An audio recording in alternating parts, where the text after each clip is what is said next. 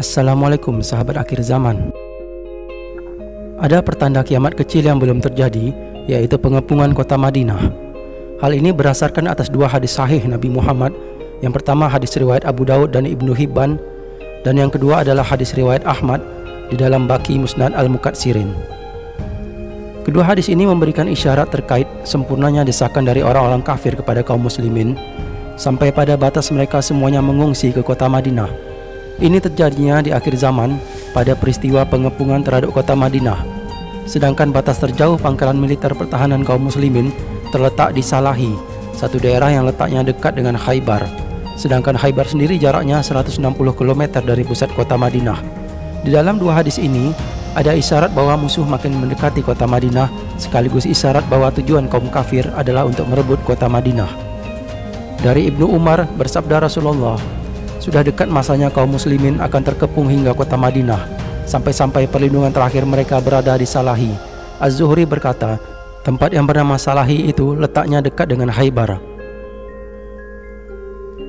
Dari Abu Hurairah, Rasulullah bersabda, sudah dekat sekali masanya kaum muslimin akan terkepung di Madinah, hingga pertahanan terakhir mereka berada di daerah Salahi.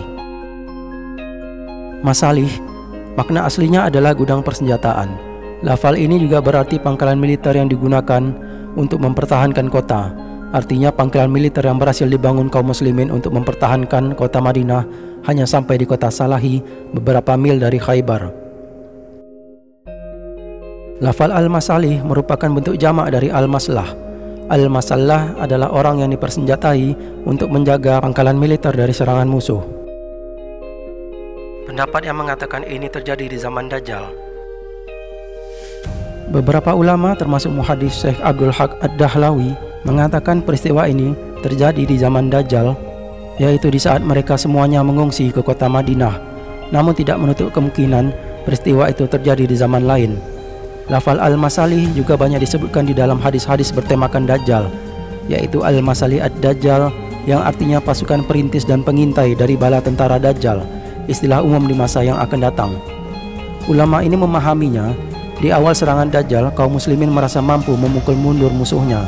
Akan tetapi posisi musuh di atas angin, sehingga kaum muslimin pun sadar tidak akan mampu berbuat banyak, maka mereka melarikan diri ke kota Madinah. Di saat itu pula para malaikat terjun langsung dan mempertahankan kota Madinah. Pendapat tentang hadis ini akan dilakukan Yahudi Israel. Menurut Dr. Mubayyad asal Palestina, prediksi hadis itu terjadi di zaman Dajjal masih sangat lemah, karena adanya dalil yang menyatakan bahwa nanti kaum muslimin akan mempertahankan dirinya justru di pusat kota Madinah. Sedangkan hadis-hadis tentang Dajjal tidak ada satupun yang menyatakan Dajjal akan menyerang Madinah. Akan tetapi sebaliknya, peperangan ini tidak akan terjadi kecuali di Palestina. Hadis-hadis Nabi yang berkaitan dengan Dajjal, pastilah nama Dajjal selalu disebut-sebut. Adapun hadis-hadis yang di dalamnya tidak menyebut nama Dajjal, kebanyakan hadis-hadis tersebut mengindikasikan berbagai peristiwa tanda kiamat yang berdiri sendiri dan tidak terjadi di zaman Dajjal. Maka dapat dikatakan hadis ini ada isyarat bahwa musuh Islam ketika itu bukanlah Dajjal tetapi musuh yang lain. Syekh Ad-Dahlawi juga menutup komentar beliau dengan perkataan hal ini tidak menutup kemungkinan terjadi di zaman lain.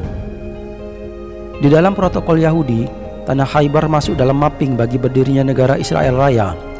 Zionis Yahudi sangat berambisi untuk mendapatkan tanah Khaybar yang dulu pernah menjadi perkampungan nenek moyang mereka. Teror yang telah Zionis lancarkan dalam menjajah negara-negara Arab sudah sampai pada batas memecah belah kesatuan umat Islam di negara-negara Arab. Apakah ada kemungkinan negara-negara Arab akan terpecah belah, yang kemudian oleh Israel digunakan sebagai dalih untuk mengamankan batas wilayah dan akhirnya menjadi perluasan wilayah Israel Raya? Bagaimana menurut pendapat Anda tentang hadis ini? Sampaikan dalam kolom komentar ya.